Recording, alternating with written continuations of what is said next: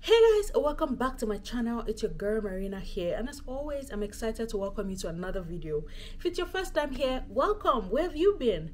My name is Marina. I live in Saskatoon, Saskatchewan, and on this channel I share wholesome, informative and educative information that makes settling into life in Canada seamless for newcomers and foreign trained professionals. There's something for you to learn here, there's something to entertain you here, so please do well to hit the subscribe button below and turn on the notification so you know every time I bring you new content. To the returning subscribers, thank you as always for stopping by to watch this video. You guys, yes, if you're an OG on my channel, you can tell that I'm coming to you from a different location today. Yes, I took a quick step out of the city. I'm coming to you today from Edmonton, Alberta. I had to do a quick trip for work. You guys are going to find out all about that in my next vlog. You guys, I thought to make this video to warn people about a very disturbing trend that I've noticed is becoming very recurrent among newcomers in Canada. A number of people that I know within the last few weeks have fallen prey to job scams. I've talked about job scams to look out for before, but the video that I made was from the perspective of people who were outside of Canada and are looking to find jobs from outside Canada. This one that I'm talking about are permanent residents who have landed in Canada and they're falling prey to job scams, you guys. So I thought to stop here today to just warn people, give you a heads up on the kind of things that you should be looking out for when you're applying for jobs, when you get a job offer, all of the things that you need to do. If that's something that you want to learn more about, you know what to do. Definitely keep watching.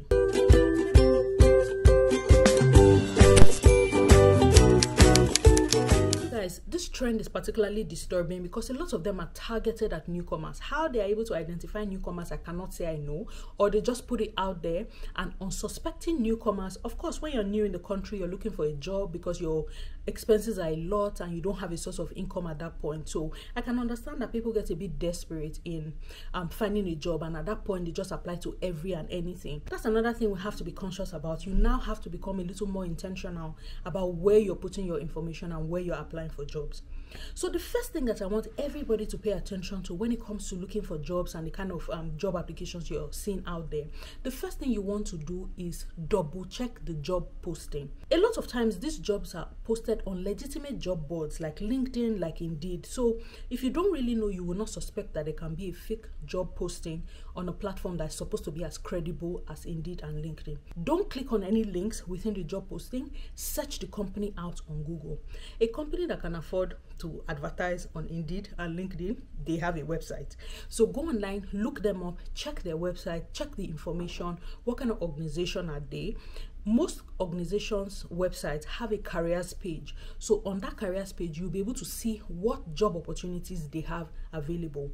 You want to double check that this job posting that you saw on Indeed or LinkedIn is also on the company's website, because 98% of the time I will trust the information that I see on a company's website as against what is on an external job board. And if for some reason, because I understand that human error can happen, some of these job postings are through automated systems where you just click on something and it publishes the job to many different places. For some reason, let's say the company has a glitch, it posted on LinkedIn but it didn't post on their website, you have the option of actually calling the phone number of the company. Most companies that I know have a contact page, contact information on their website. So either through like a web form or an email or a phone number, you will be able to contact them somehow. Call the office to say, hey, I noticed that this job opportunity is on LinkedIn but it's not on your website. Can you confirm that this job openings available? You have to take it one step further, because these guys who are into the fraud, they are not relenting at all, guys, and the way to beat it is that you have to be one step ahead of them, right? So call them, find out. If you don't see it, call them.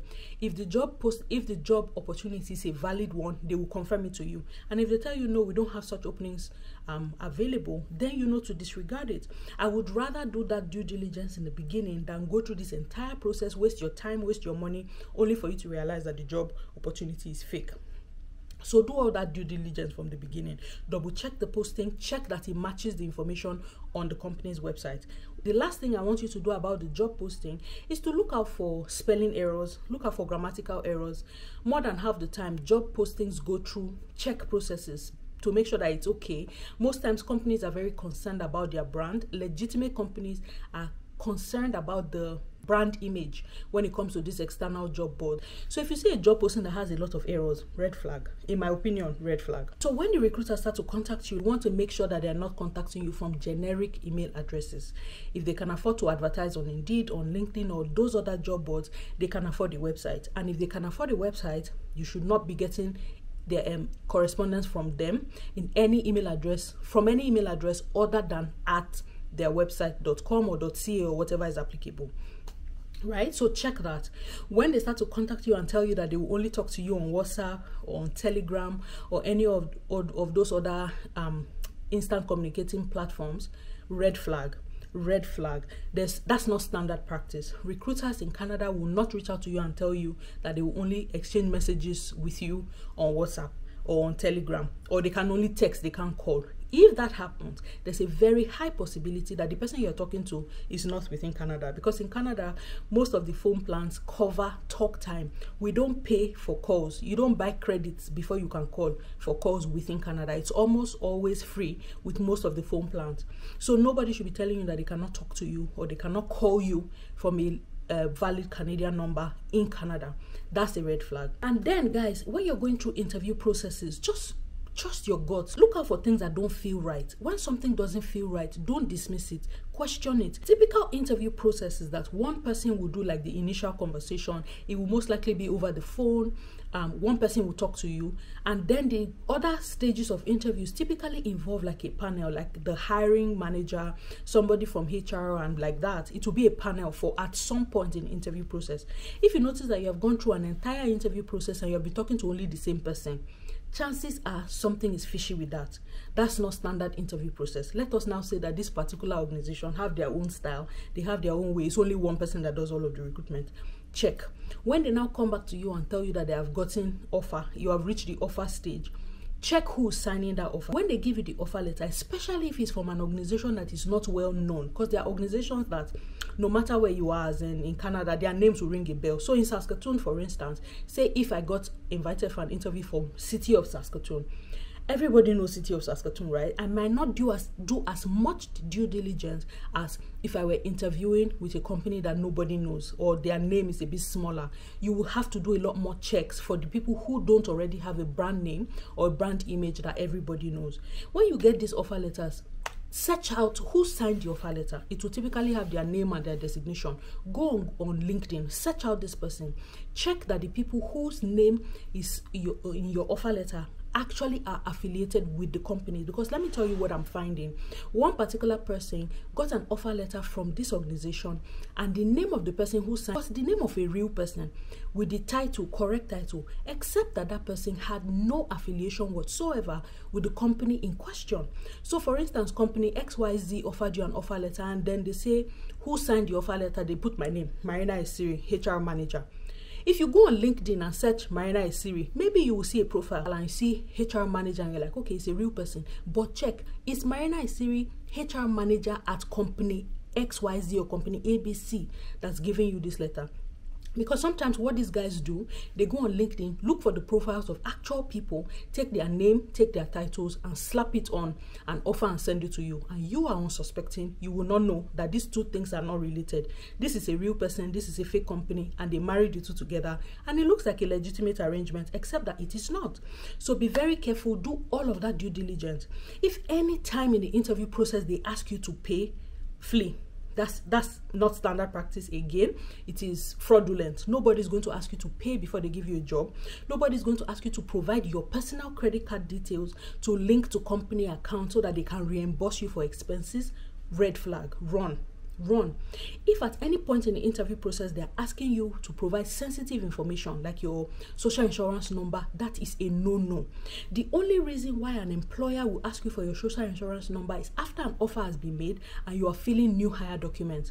And the reason why they need your social insurance number is that companies have to provide records to the CRA, just giving a history of all of the taxes that you paid throughout the tax year. And of course, your social insurance number is like your unique identifier. That's the way they will identify you. That's the reason why they need your social insurance number at that point. It should not be information that should be requested at any point in the interview process. So when they start to ask you for like your date of birth, credit card information, social insurance number, run. It cannot be a legitimate arrangement if that is happening. You also want to ask questions. When you're looking for a job as a newcomer, be a part of a community. You guys know that I'm a big preacher and a big believer in the place of community and the place of building a support system.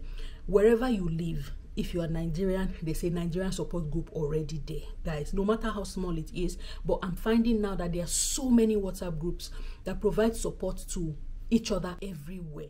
A lot of resources now. You don't have to be alone.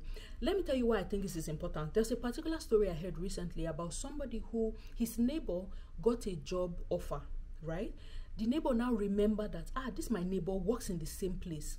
So he took the job offer to his neighbor and said, bro, we're going to now be colleagues. We'll see, I just got a job offer from your organization, except that the person who he was talking to works in HR in that organization, and they know. The person knew that, no, we did not hire for this position, only for them to check and compare the facts and find out that there was no affiliation whatsoever between this offer letter he got and the actual company. So it was on a fake letterhead, it was fake information all around.